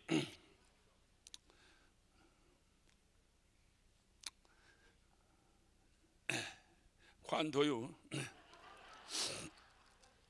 다시 합니다. 아까 중간에 너무 설명. 자, 볼펜을 빼 들어보시라니까. 광야에서 몇 년? 그 다음에 몇 년? 450년. 그 다음에 몇 년? 40년. 그 다음에 몇 년? 40년. 그 다음에 몇 년? 3년. 얼마요? 573년 걸린 거예요. 그러면 그래서 대개 이런 부분들을 이제 성경에 오류가 있다. 아까는 몇 년 걸렸다 그랬는데 열왕기상 6장 1절에는 480년이 걸렸다는 거예요. 그런데 여기서는 몇 년이야? 570? 570? 아니, 나도 헷갈리네. 몇 년이요 이건? 573년 걸렸다는 거예요. 그러면 어느 것이 맞는 거예요? 그래서 대개 이제 공부할 때 이런 것은 굳이 정확하지 않다. 그냥 너무 오래된 얘기. 여러분, 솔로몬 때가 우리나라로 그럼 언제 때입니까? 여러분, 우리나라는 고조선 역사 이상은 잘 모르잖아. 뭐 특별히 무슨 역사 전문가 아닌다면은 고조선까지 뭐 고구려 그다음에 뭐 신라 뭐 어쩌고 이거 이상 뭘 알겠어요. 그러니까 이 당시에는 너무 오래된 뭐 BC 뭐 2000 몇 년 뭐 어쩌고 하는 때부터 시작되니까 이게 기록이 정확하지 않다. 그래서 그냥 넘어가기도 해. 뭐 저도 거기에 대해서 크게 무슨 뭐 제가 뭐 고고학자도 아니고 역사학자도 아니기 때문에 크게 반기를 들고 싶진 않아요. 자, 그러면 573년과 480년은 몇 년 차이가 납니까?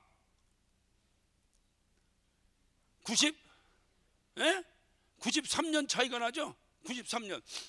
93년이 그 수천 년 전에 무슨 역사 기록을 어떻게 이렇게 정확할 수 있겠느냐, 뭐 이렇게 넘어갈 수 있는데, 제가 성경을 보며 또 설교를 해야 되기 때문에 어느 때 제가 이제 사사기에 대해서 강해를 교회에서 하기 시작했습니다. 사사기에 대해서 교회에서 강해를 하다 보니까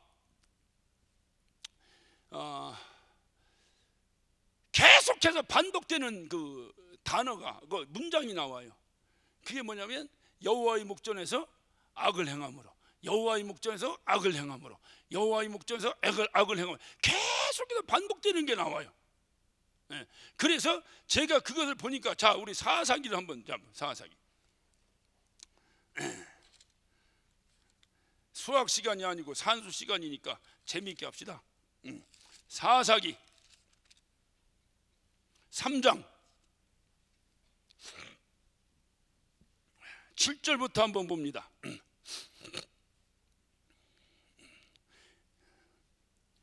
제가 읽을 테니까 여러분 눈으로 확인해 보세요.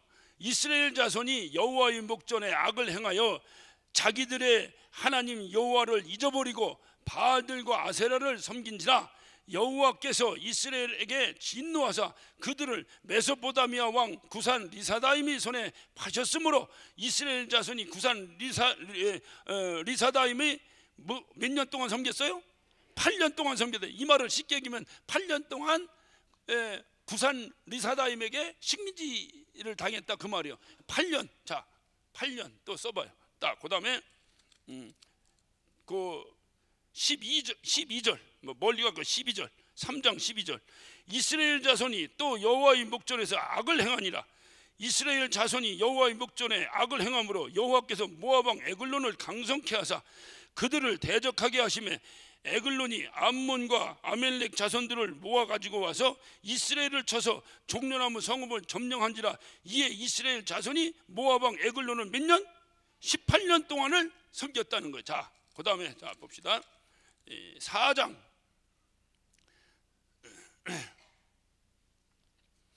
자 1절부터 봅니다. 에웃이 죽은 후에 이스라엘 자손이 또 여호와의 목전에 악을 행함으로 여호와께서 하솔에 도읍한 가나안 왕 야빈의 손에 그들을 파셨는데 그 군대장관 이방 하로셋에 거하는 시스라요 야빈 왕은 철병거 900승이 있어서 몇 년 동안? 20년 동안 이스라엘 자손을 다스렸다는 거예요. 자, 또 6장 이제 한 절 좀 뜸하게 넘어갑니다. 6장 1절 봅니다.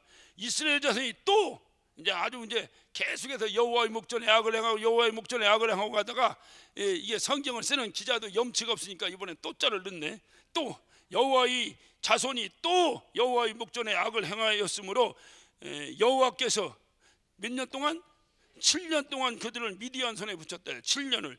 자, 그리고 끝난 줄 알았어요. 안 나오길래. 자, 쭉 가던 13장을 한번 가. 13장 1절을 한번 봅니다. 이스라엘 자손이 다시, 여긴 또 이제 하다가 안 하다가 또 하니까 이제 다시라고 했어요. 이스라엘 자손이 다시 여호와의 목전에 악을 행하였으므로 여호와께서 그들을 몇 년 동안? 40년 동안 블레셋 사람의 손에 붙이니라 했어요. 자, 악을 행해서 하나님이 이방 민족의 이스라엘 백성들을 식민지로 맡긴 횟수가 몇 년이요? 93년.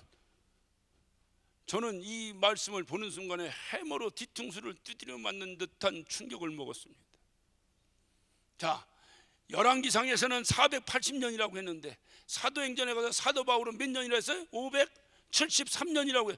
왜 이렇게 90 몇 년? 93년간의 차이가 나는가? 그냥 오류로만 넘기기에는 사사기를 보니까 이스라엘 백성이 여호와의 목전에서 악을 행하고 또다시 악을 행하고 악을 행한 기간마다 하나님께서 그들을 훈련시키시기 위해서 이방의 열방의 어떤 블레셋이든 무슨 어디든 이렇게 맡겨가지고 그래서 그들로 하여금 중한 고통을 받게 하고 정신 차리게 회초리감으로 주변의 열강들을 사용했더라고요. 그들에게 맡겨진 기간은 하나님과 전혀 상관없이 하나님이 다 빼버린 거예요. 그 기간을. 93년의 비밀이 충격을 먹었습니다. 그렇다면 하나님은 과연, 제가 올해 60인데 그렇다면 하나님은 나를 몇 살로 기억하실까? 너무 큰 충격으로 제게 다가왔어요. 이민 목회하면서 날마다 지지고 볶고 좀 열심히 해보려고 그러면 성락교회 출신이라고 또 뭐라고 또 해가지고 또 좀 하려고 그러면 자가 배려야 뭐 어쩌다고 또 뭐라고 했어요. 하다 안 되면 저가 누구 조카라고 또 뭐라고 했어요. 도대체 하나님의 일보다 그 가정을 대항해서 싸우기가 더 힘들고 지치고 쓰러져.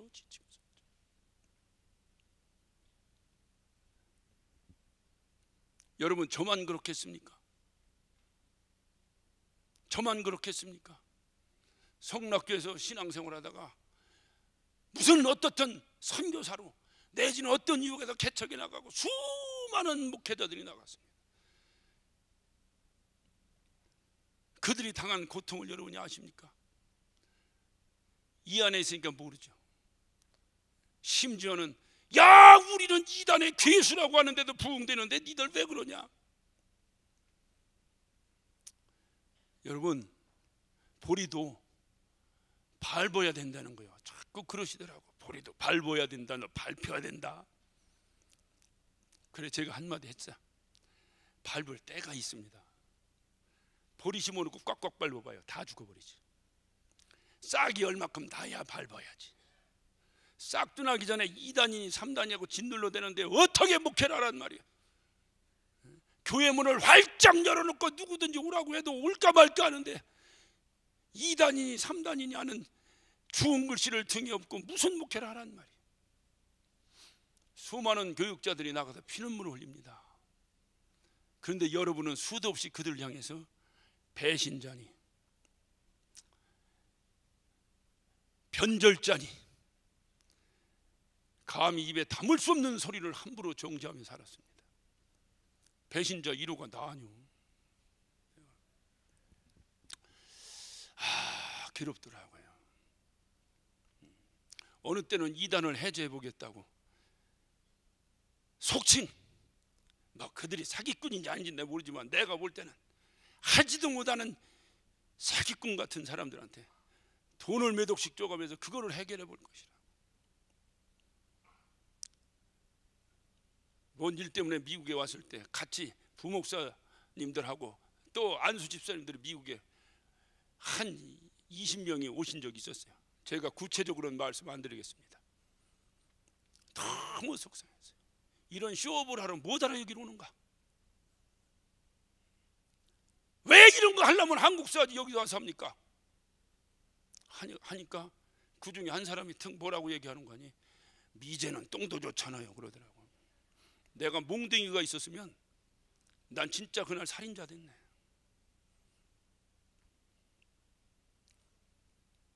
그때 내가 같이 왔던 안수 집사님 하나 붙잡고 얘기했어요. 여기 배려했다고 피눈물을 흘리는 목회자들이 수도 없습니다. 차라리 그 돈 그들에게 조금씩만 나눠줘도 오히려 더 성락교를 변증하고 다닐 것입니다. 이게 뭐 하는 짓입니까? 그리고 제가 그 모임을 떠났습니다. 여러분, 함부로 누구 정죄하면 안 돼요. 이 교회 있다 나가니까 나간 사람 보고 저주받았다고 어떤 분이 나갔는데 어찌하든지 그분을 좀 불러드리려고 내가 누차에 접촉을 했습니다. 나 같은 사람도 와 있는데 들어오셔. 왜? 그분이 어느 길 잘 정착하고 있으면요 내가 뭐라고 써 정착도 못하고 헤매고 돌아다니니 그러니 돌아오시더라고요. 했더니 자기가 나갔다고 저주받았다고 해서 안 간다는 거야. 전 그 소리를 듣고 그거 옛날에 개혁하기 전에 한 소리 아니야? 그렇대. 그런 걸 나간 다 용서야. 다 용서야. 나도 개혁하기 전에 수도 없이 들었고 나한테 별소리 한 사람 다 있어. 우리 목사님들 가운데서 나보고 뭐라고 한 사람 있어? 내가 알아. 그래도 나는 뭐라고 생각했냐? 그분에게 나는 다 용서했어요. 왜? 그가 개혁에 와 있다는 그 조건 하나 때문에 다 용서했어요. 집사님도 그냥 용서하고 들어와. 그거 자꾸 따지지 말고. 근데 너무 마음이 아픈지 어쩌다 알았어요 대답을 하는데 잘 안 움직여. 여러분, 나가긴 쉬운데 한 명 불러드리기가 얼마나 힘든지 모르는데 함부로 저주해서 떨어뜨려서 되겠어요? 예? 남의 일을 쉽게 얘기하면 안 됩니다. 정말 피눈물이 흘러집니다. 피눈물이. 미국 목회한다고 몇 명 되지도 않는 그 이민자들 앞에서 그냥 해보겠다고 목이 찢어지게 입에서 그냥 정말 단내가 푹푹 나더라고. 외치고 지금 내가 이 나이가 돼도 이렇게 외치는데 그 예전에 젊었을 때는 얼마큼 외쳤겠어요. 어떤 때 은혜가 대변될수록 이단이라는 꼬리표는 떨어지지 않습니다. 현찮으면 안 해. 얘기 안 해. 현찮게 가만히 있으면 아무도 시비 안 걸어. 그러면서 제가 이렇게 이게 목회를 합니다. 날마다 언젠가부터 기쁨은 다 사라져버리고 오직 남은 것이라고는 가장 짜증만 남고 가장 빨리 주님이랑 오셨으면 좋겠다. 목회 때려쳤으면 좋겠다. 미국에는요 PK라고 하는 새로운 용어가 있습니다. Pastor Kids, 다시 말해 목사 자녀들이라는 거예요. 이 단어가 왜 미국에서는 그 단어가 새롭게 떠올랐을까요? 목사 자녀들의 문제성 때문에 그렇습니다. 그래서 미국에서 학교에 가도 PK 하면 선생님들이 따로 관리할 정도로 PK. 이 어린아이가 엄마 아빠 고생하는 걸 눈으로 보고 날마다 전전긍긍하는 걸 눈으로 보고 이들의 마음속에 뭐가 들었겠어요? 에이, 교회 안 다닌다. 뭐 목회자가 된다는 관둬버리고 에이, 교회 안 다닌다 해서 교회 떠나니 이게 있어야 될 놈이 없고 떠나버리니 반대적으로 더 악하게 타락을 하여 마약 중독돼 가지고 타락한 목회자 자녀가 얼마나 많은지 몰라. 얼마나 많은지. 언젠가 우리 아들이 조금만 있을 때인데 미국에는 혼자서 어디 못 다니잖아요. 엄마가 데려다줘야 가잖아요. 그러니까 애들이 학교 가는 걸 너무 좋아하는 거예요. 왜냐면 학교 가야 친구들 보고 집에 오면 혼자 있어야 되니까. 그런데 교회 다니는 애들은 뭐가 또 좋냐? 주일날 교회 가면 교회 친구들 만나니까. 그런데 이 교회 친구 이 어린아이들이 어른들의 헬라뺐다 하는 그 짓 때문에 애들이 교회 왔다 떠나고 우리 아들이 교회 오니까 너무 좋잖아. 친구들하고 재밌게 놀았어요. 노는데 어느 날 걔가 안 보이는 거예요. 왜 안 보이는가? 어렸을 때 모르니까 나한테 물어. 아빠 왜 걔네 안 나오냐고. 내가 그 어린 놈한테 뭐라고 설명을 해야 되겠어요? 걔 엄마 시험 들었어. 그래다 저주받으려고 나갔다. 야, 신경 쓰지 마라. 이렇게 얘기해야 될까요? 제가 뭐라고 그 어린아이에게 얘기해야 될까요? 근데 이 아이가 어느 날 목사하리라 그러는데 눈치가 뜨기 시작합니다. 말을 안 해요. 시무룩하니 교회 갔다 오면 앉아있어요. 왜 그런가 보니까 교회 떠난 다른 아이들은 자기들끼리 재밌게 논다는 거예요. 어디서 자기도 거기 가고 싶은데 아빠 눈치가 보이는 거예요. 그런데 가면 아빠한테 혼날까 봐 그냥 가면 되지. 저는 지가 갔는데 거기서 너 인마 목사들이니까 오지 마 인마 하고 있어. 뭐 하고 있어. 그냥 가면 되지. 제가 이런 상황 속에 애들을 데리고 개척을 하고 목회를 했습니다. 하다가 이 말씀을 보고 내가 이렇게 목회하는 것을 하나님이 기억하실까? 충격을 먹었어요. 내가 목회한 건 하나님 앞에서 다 헛것이구나. 그냥 내 생계 유지하려고 했는지 아니면 체면 유지하려고 했는지 모르지만 이건 아니다. 목회의 결국은 뭐라고 그랬어요? 기쁨이요. 신앙생의 결국은 뭐라고 그랬어요? 기쁨이요. 여러분 교회 나오는 결국이 뭐라고 그랬어요? 기쁨이요. 개혁의 결국은 뭐요? 기쁨이요. 그런데 기쁨은 다 사라져버리고 죽지 못해서 그거 해보려고 하는 그런 모습. 그래서 괜히 나야 사명받았네 소명받았네 뭔 어떤 구실을 통해서라도 하지만 자식은 뭐냐 이 말이야. 아이 척까지는 괜찮아. 지가 좋아서 나하고 결혼했으니까 지 책임이지 뭐. 애들은 뭐냐 이 말이야. 애들은 여러분에게 묻습니다. 우리 아들이 내 자식이 되려고 나를 선택해서 내 자식이 됐습니까? 여러분 자식들은 여러분이 훌륭해서 나는 저의 자식이 되겠다고 해서 여러분 자식으로 태어났습니까? 걔들은 아무런 선택권 없이 내 자식으로 태어난 거야. 그러기에 아버지 노릇 잘해야 합니다. 그래서 엄마 노릇 잘해야 됩니다. 그래서 이 아이가 자기의 선택도 없이 태어났지만 그래도 나는 좋은 아빠 좋은 엄마 밑에서 자랐다, 하나님 감사합니다 소리가 나오도록 그렇게 해야 되는데, 그러니까 뭐 돈이 뭐라고 날마다 지지고 볶고 내 자식들 보면 불쌍하지 않아요? 저놈이 내 자식으로 태어나지 않고 옆집 자식으로 태어났으면 좀 나을 텐데, 저놈이 목회자자로 태어나지 말고 차라리 돈 많이 버는 사업가 자식으로 태어났으면 더 나을 뻔했는데. 가슴이 저려. 고통과 괴로움의 밤이 연속됩니다. 이 말씀을 다 보면서 야, 내가 이렇게 목회하고 하나님과 뭔 상관이 있겠는가. 그래서 제가 마음에 결심을 했어요. 한 5년 전에 제가 이 강의를 하다가 마음에 결심을 했어요. 내가 나머지 삶을 언제까지 내가 목회를 할지는 모르지만 빨리 은퇴하면 65세, 그래도 그냥 통상적으로 목사의 은퇴나이가 70이라 했으니 70세까지 한들 내가 몇 년 남았겠는가 하는 생각을 하면서, 야, 앞으로는 내가 정말 좀 하나님을 기쁘시게 하고 나도 좀 보람돼요. 우리 아이들이 고생을 해도, 우리 아내가 고생을 해도 그래도 난 목사 아내입니다, 나는 목사 자식입니다라는 어떤 프라우드가 좀 있는, 좀 자부심이 있는 그런 목사가 좀 됐으면 좋겠다. 날마다 가난한 목사들로 태어나서 그냥 뭐 어쩌네 저쩌네 아빠 원망하는 그런 거 말고 난 그렇게 했으면 좋겠다. 이 말씀을 내가 보다가 그래서 제가 결심했어요. 교회에다가 선포했습니다. 제가 언젠가 여러분 말씀드렸죠. 목사는 절대로 거짓말하면 안 됩니다. 목사가 거짓말하면 그의 입술을 통해 선포되는 진리의 말씀도 여러분께 다 거짓말로 들립니다. 안 돼. 그래서 저도 부족하기 때문에 왜 전들 거짓말 안 하겠습니까?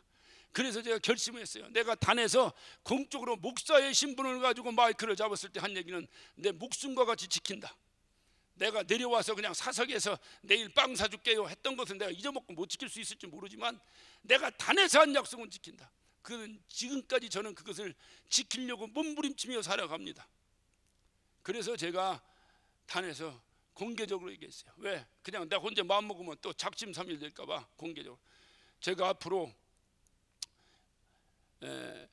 교회를 우리 부교육자에게 이제 책임을 맡기고 리더십을 넘기고, 그리고 제가 선교지를 나가겠습니다.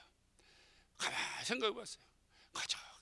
미국에 있으면서도 그냥 뭐 어쩌고저쩌고 뭐 어쩌고 하느니 차라리 아무도 모르는 선교지에 가서 어차피 하나님께서 복음 증거자로 나를 부르셨으니 마음껏 그들에게 복음에 증거하다가 주님 부르시면, 주님 만나면 우리 자식들도 우리 아빠가 선교사였습니다 하는 자부심이라도 있지 않겠는가. 그래서 내가 선교를 가겠다고 하고 선언하고 교회 재정에서 일정 부분을 이렇게 어떤 편성을 해가지고 제가 계속 선교지를 다니기 시작했어요. 대개 미국에 있는 목사님들은 남미 쪽을 많이 하는데 저는 이상하게 동남아시아 쪽에 마음이 있어서 이제 동남아시아 쪽으로 해서 태국이고 베트남, 미얀마를 수시로 왔다 갔다 다니면서 선교지를 모색하고 이렇게 다녔습니다. 어느 날 선교지에 갔는데 막 체한 것 같이 막 가슴이 답답한 거예요. 너무 괴로워. 그래서 빨리 한국으로 나왔어요. 한국 나가고 병원을 갔더니 아무데도 이상 없는데, 이상 없는데 그 병원 진료비가 여러분이 내야 될 진료비의 15배를 나보고 내라는 거예요. 봐줘도 낼까 말까 하는데 15배를 내고 어떻게 내? 응급실에 2시간 누워 있었는데 80만 원을 내라는 거예요. 할 수 없이 내가 선교사인데요. 그랬더니 그 세브란스 병원이라고 이제 20만 원 또 깎아주대. 차라리 안 깎아주는 게 나은데 20만 원 깎으니까 비참하기도 하고. 그래서 60만 원을 내고 거기서 나보고 어떤 심전도나 이런 거 하는데 아무 이상이 없는데 피 검사를 했더니 피에서 염증 농도가 나왔는데 거의 말기암 환자의 수준의 염증 농도가 나왔다는 거예요. 그러니까 이거는 정밀 검사를 해야 되니까 입원을 하라는데 15배를 내라는데 어떻게 입원을 해? 난 죽어도 갈란다. 사정했더니 들어온 건 당신 말대로 들어왔는데 나가는 건 마음대로 못 나간다고. 그래도 사정했더니 각서를 쓰라네. 책임지지 않겠다고 하는가. 각서를 써주고 제가 나왔어요. 나와가지고 잽싸게 미국으로 들어가 버렸어요. 왜? 미국은 안 내면 그냥 넘어가거든. 그냥 못 내고 가난하고 그러면 공짜로 다 치료해 주거든. 그래 미국 갔어요. 가서 거기서 다시 정밀 검사를 받으려고 병원을 갔습니다. 병원을 가니까 한국에서는 그거에서만 돈 무지하게 나올 텐데 거기 가니까 딱 무슨 스캔하는 데 집어넣더니 증증증증 뭐 동굴 같은 데 집어넣더니 쏙쏙쏙 하더니 의사가 빙그레 웃으면서 나와. 그 왜 그러냐 그랬더니 나에게 다음낭에 돌이 3개가 들었다는 거예요. 다시 말하면 쓸개에 돌이 3개가 들었는데 2개는 있는데 하나는 움직여가지고 뭐 다음돌을 막아가지고 간이 부었대. 여러분 왜 누구 보고 죽으려고 환정했냐 간이 부었냐 그러잖아. 이 간 부으면 죽나 봐. 얼마나 답답한지. 아이 그래가지고 막 긴급히 입원했습니다. 입원해가지고 다음 도에 있던 돌은 내시경으로 끊어내고 다음 낭을 수술해야 되는데 그 다음날 그래서 그 다음날 수술장에 들어갔는데 아휴 또 이제 마취라고 깨라고 나오니까 의사가 그래. 아이 왜 이렇게 참으셨어요? 아니 근데 참다뇨. 난 그냥 아프지만 뭐 병원이 그렇게 문턱이 높아 자주 달릴 수 있어서 그냥 또 괜찮고 그러니까 참고 괜찮고 그래 참았습니다. 했더니 너무 참아가지고 쓸개가 염증이 나서 터져버렸대. 그래가지고 다른 장기까지 염증이 다 번져버렸다는 거예요. 그래서 지금 퇴원이 안 된대.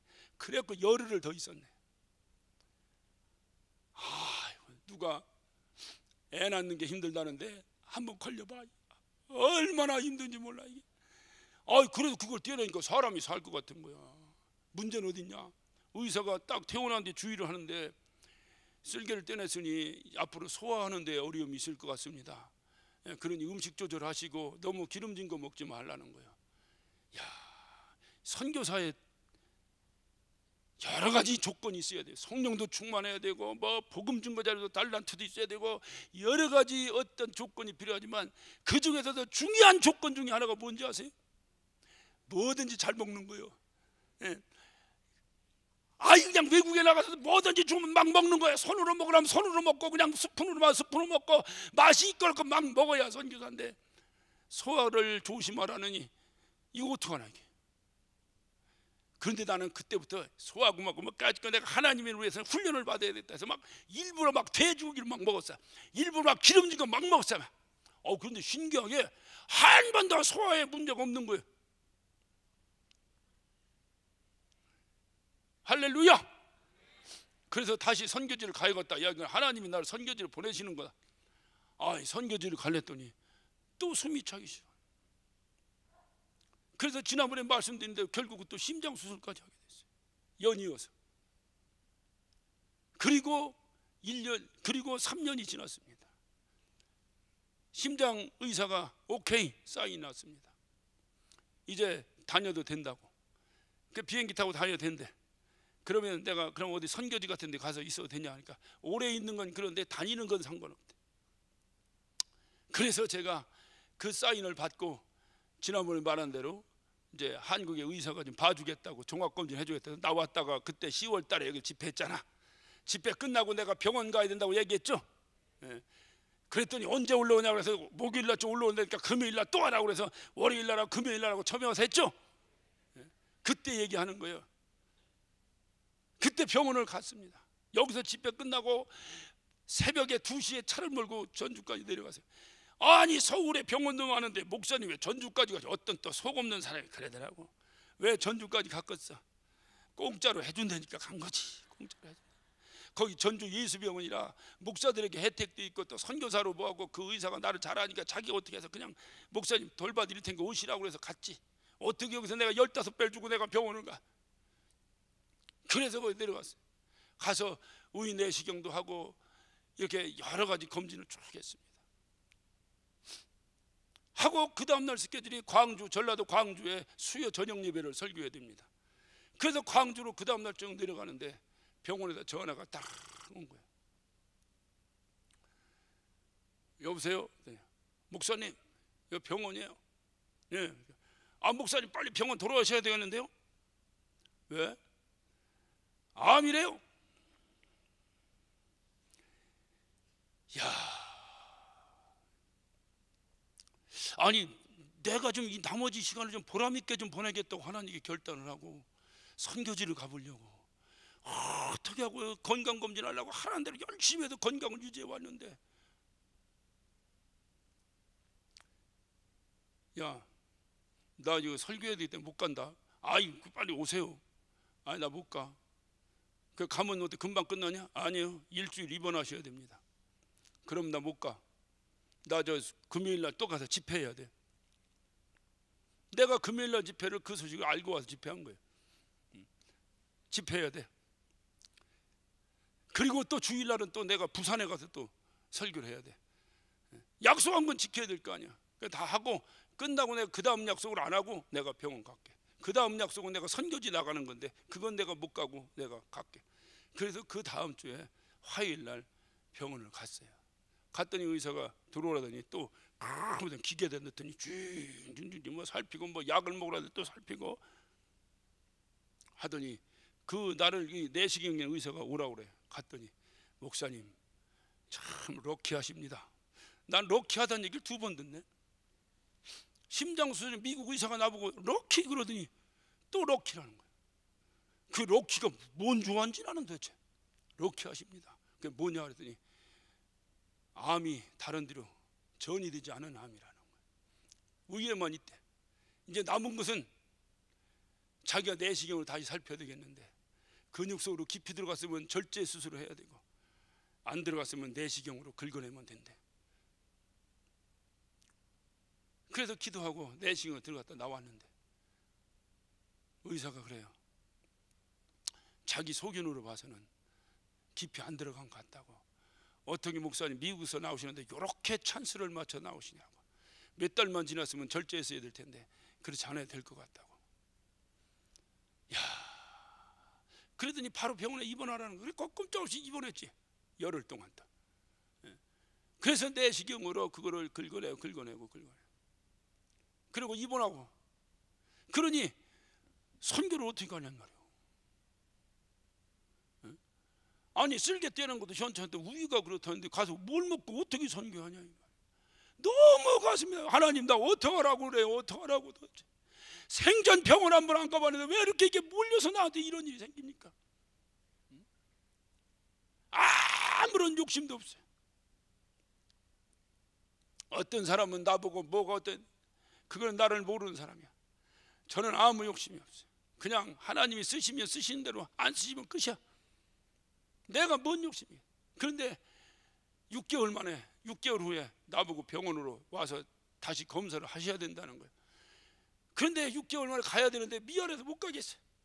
왜냐하면 아이 또 의료보험이 또 아무것도 없는 가면 또 괜히 신세지는 것 같아서 에이까지 하나님이 지켜준 대로 꾹 참고 버티다가 의료보험을 탁 받았어. 드디어 내가 한국에서 할렐루야 딱 받고 그 다음 날로 내가 병원을 갔어.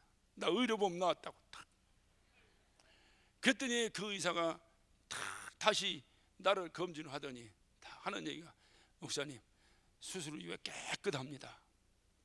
할렐루야 깨끗합니다. 야, 그래 너무 감사는 한데 그렇다고 해서 또 음식 조절을 잘하라니 이게 선교사로 이게 음식 조절 잘하라니 어떡하라는 말이야. 그런데 여기서는 자꾸 나를 오라니 어떻게 하죠?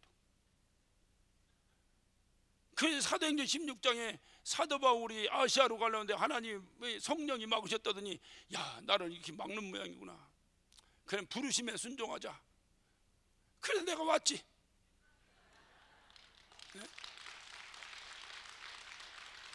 아이 왔더니 또 뭘 박수치기는.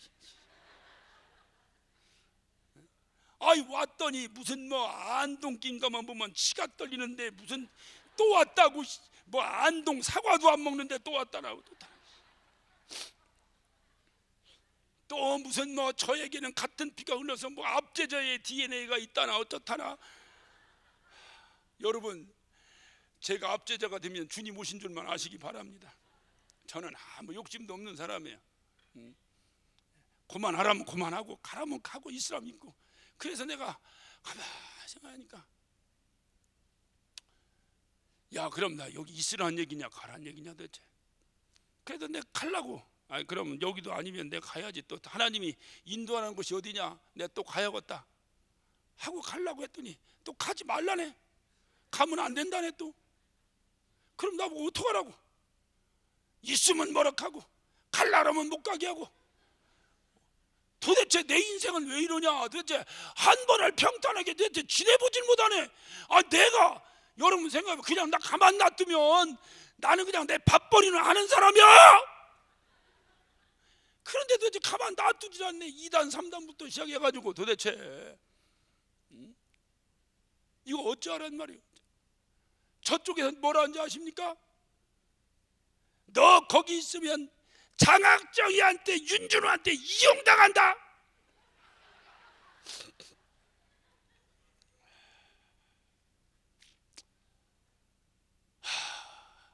그럼 잊지 말란 얘기인가? 그 순간에 저는 가만히 생각해 봤어요. 야, 아직도 내가 이용 가치가 있는가? 이용 가치 있습니까? 예? 이용 가치 있으면 이용 당해야지.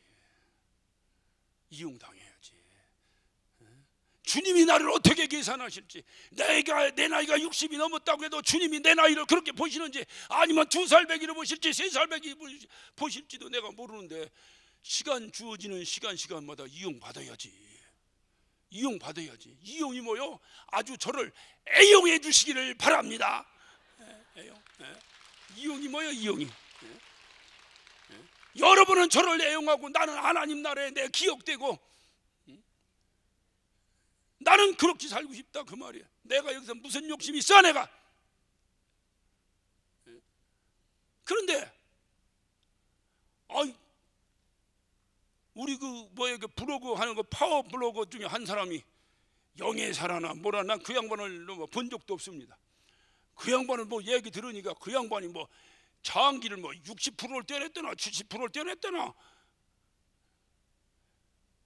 그걸 알고 나서 내가 그 양반의 글을 보니까 글이 절절해. 남이 글 같지 않아. 나보고 쓰라고 내가 그렇게 쓰겠더라고. 그 양반 앞에서 난 명함을 못 내밀라고. 뭐 수설 몇 번 했다고 내가 명함 못 내밀겠더라고 그 양반 앞에서. 야, 아니 여러분, 그 양반이 무슨 욕심이 있어서 개혁에. 자기 몸 간수도 힘들 텐데 그냥 하나님이 준 사명이라고 생각하고 열심히 하시는 모양인데, 그것이 우리에게 힘이 되면 감사한 것이고, 전 그런 심정이에요 지금도. 내가 무슨 역이 있겠어요. 영국에 유명한 복음 전도자가 있습니다. 존 웨슬레와 함께 홀리 클럽을 만들어서 결국은 감리교회를 만드는 유명한 조지 휘필드라고 하는 유명한 목사님이 계십니다. 이분은 이렇게 외쳤어요. 나는 녹슬어서 없어지지 아니하고 닳아서 없어지리라. 한마디라도 이런 수준 있는 얘기를 해야지. 무슨 뭐 연봉이 얼마 뭐니 뭐 이건 또 소리 하죠. 한마디라도 여러분 육신 생각한다고 가만히 있으면 안 죽어. 녹슬어요, 녹슬어. 여러분 기계가 하나 있습니다. 이 피아노가 있습니다. 이 피아노 아까워서 안 쳐서 가만 놔둬봐. 그러면 계속 가만히 있어? 나중에 여러분 다 녹슬어 못 씁니다. 그러느니 열심히 찬양한 데 쓰임받아서 달아서 줄 끊어져서 못 쓰는 게 낫지. 무슨 얘기인지 알아들으셨습니까? 여러분은 어느 쪽입니까? 달아서 없어지기를 원하십니까? 녹슬어 없어지기를 원하십니까? 달아서 없어지기를 원하세요? 그러면 예배 시간마다 그저 기도하는 시간에 항상 첫 자리에 앉아 내 몸 좀 닳게 해달라고 몸부림쳐야 그래도 달아갈 거 아니오. 하나님 아이고 힘들어요 지쳐요. 그러고서 닳길 바랍니까? 저는 그 목사님의 그 위침이 저에게 하나의 지표가 돼버렸어요. 이 육신 가만히 있어봤자 다 병들고 뭐하고 뭐 이거 수술했는데 다른 거 수술 안 하고 또 하고 하다만 그냥 가겠지. 그렇게 가느니 그래도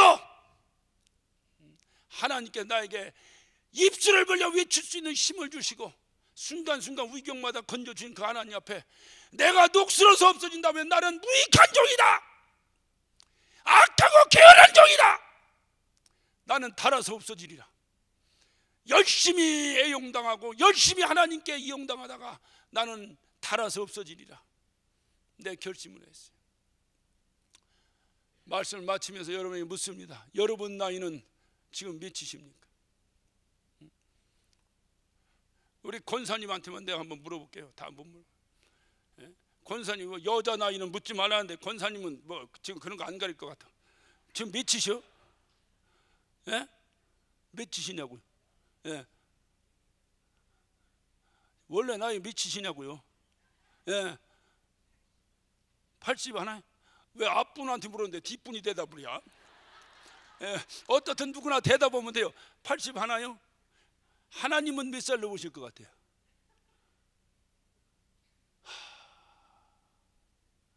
그게 고민인 거예요. 그게. 권사님 한번 대답. 권사님 몇이셔? 뭐 한국 나이, 미국 나이 어디서 대충 얘기해요. 그러면 하나님은 몇 살 넘으실 것 같아요? 본인 양심으로, 믿음의 양심으로 한번 얘기해봐요. 아, 누가 우르랴? 몇 살이냐고요? 몇 살이냐고요? 여러분 자신한테 자문자답을 한번 해보세요. 내 나이는 몇인데 하나님은 과연 나를 몇으로 기억하실까? 하나님이 기억하시는 그 나이만 하나님은 여러분에게 보상하십니다. 지지고 볶고 살 거 없어요. 하나님이 나를 기억하시는가? 여러분이 철회에 왜 나오십니까? 누가 물으면 이 시간 내가 여기 앉아 있는 것을 하나님이 기억하실 것이다. 난 그걸 믿기 때문에 이 자리에 앉아 있습니다. 여러분이 왜 교회를 청소합니까? 그 시간만은 하나님이 나를 기억하셔서 보상하실 것이다. 그래서 나는 이 시간에 청소한다. 할렐루야. 좀 찬찬하신 분은 수첩에 적어. 여러분이 일한 거 다 적어. 나중에 주님 만날 때 따져봐. 혹시 주님 빼먹었나? 이것이 주님과 우리와의 믿음의 관계예요. 주님은 오늘 여러분에게 말씀하십니다. 세월을 아끼라. 때가 악하니라. 과연 여러분 나이는 몇이십니까? 기도하십시다. 오늘 시간 우리 기도하실 때 주님, 제가 이제까지 1년 2년 먹으면 그냥 나이가 먹어가는 사람인 줄 알았습니다. 내 육신의 나이는 비록 그럴지라도 주님이 기억하시는 나이가 몇인지, 주님이 나를 어떻게 기억하시는지 그것이 궁금했습니다. 주님, 당신이 나를 몇으로 기억하십니까? 주여, 내가 이제까지는 몰랐더라도 오늘 이 시간 이후부터는 주여, 내가 주님 앞에 기억되는 삶을 살기를 원합니다. 주여, 내가 오늘 이 시간 이후부터는 주님 앞에 기억되는 삶을 살기를 원합니다. 주여, 나를 기억하여 주시옵소서. 주여, 나를 기억하여 주시옵소서. 우리 다 같이 주여 삼창하시고 한 목소리로 기도하십니다.